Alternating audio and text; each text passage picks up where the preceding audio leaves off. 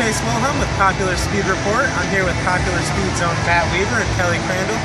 Just got done with Cup qualifying. Ricky Stenhouse Jr. grabs his first career Sprint Cup pole. Let's talk about it, Matt. Well, it's a big deal for Ricky Stenhouse. You know, he's kind of had a middle-of-the-road season. He hasn't been terrible. He hasn't been great either. He hasn't got a top 10 this entire season yet. He's kind of looking for a breakthrough moment, and he got that in qualifying. It was kind of a unique scenario where, as it got darker, the temperatures got cooler, the speeds went down. Ricky was one of the last 7 or so to go out. He got the pole, he had the momentum, took the bottom line. He gets this breakthrough moment. He's on the pole for Sunday's Advocare 500. And Kelly, let's talk about how this is going to boost Ricky Stenhouse Jr. and the rest of his season. Do you think this is going to give him more confidence going into the last races of the season? Well, your first career pole is always big confidence. For Ricky, the fours are fast, and he's got teammate Carl Edwards up there. Even the car he drove in 2 straight nationwide championships over Maine was fastest in nationwide practice. So far so good for Roush Fenway, but absolutely. And the big thing for Ricky is his progression just keeps getting better. And teammate Carl Edwards said in the media center, Ricky should have a win already this season at Kansas, so he's not really surprised. He's upset he didn't get the pole, but he's happy for Ricky, and this could lead to big things, especially on Sunday. So this track is known for first-time winners, and wouldn't be surprised if Ricky follows it up next half.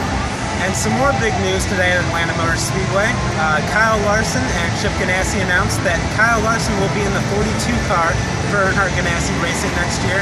Let's talk about this a little bit. It's raising a little bit of controversy as to whether Larson's actually ready to go to the Sprint Cup next year. Well, I've kind of got mixed feelings about this, Chase. On one hand, he has undeniable talent. The guy has been fast in whatever car he's kind of put in. I was at Speed Weeks in February and I saw him drive a late model, a modified, a Pro Series car, ARCA, Nationwide.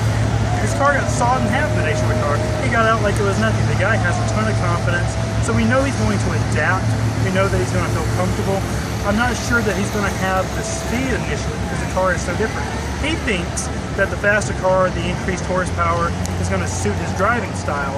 But I think the biggest key with Kyle Larson and Chip Ganassi Racing is that you've got to have patience. He's not going to contend the first 2 years. I think you're going to have a career path a lot like Joey Logano, where the first 4 years, the guy is getting comfortable, and then you get to that 4th and 5th year, and you're ready to contend. Fortunately for Kyle, you've got a sponsorship, an owner that have been together for 20 years. They're committed, they're on the same page, and I think that is so important for Kyle Larson moving forward.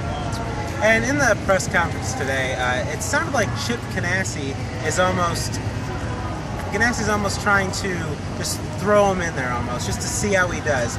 It doesn't sound like he's expecting too many wins from him, if any, next year in Larson. So what do you think, Kelly? Do you think he's going to produce wins, or do you think he's going to be a top 10, top 20 car all season? I go for top 20.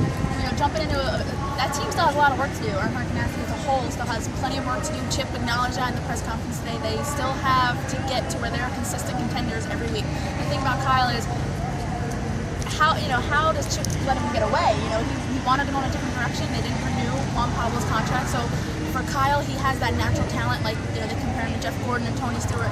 He's shown, whether it's trucks, nationwide, he can jump in anything, get the job done. But this is a different series, different cars. He's going to have that tough learning curve. He knows that. He acknowledged that. There's going to be growing pains, but he's got the talent, but it's going to take some time. And next year, he's going to be a rookie, and he's going to suffer that tough rookie season. But top 20, I would say, is realistic, but wins, I wouldn't get that far. It's been a wild, silly season so far, and it's only going to get wilder with guys like Ryan Newman still searching for a ride. AJ Allmendinger also announced a 3-year deal with JT Daugherty Racing, so that's shit.